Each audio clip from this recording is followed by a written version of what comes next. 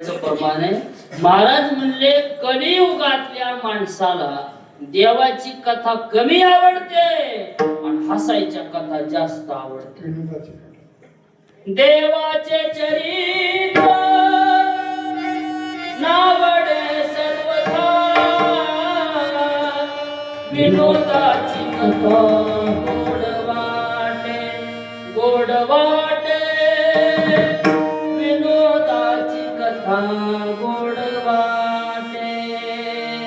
काय महाराज कलियुग आलाय, कलियुगामध्ये परमार्थ करताना ही जी मालात भेसळ होईली का नाही ते ह्याच्यामुळेच होईल.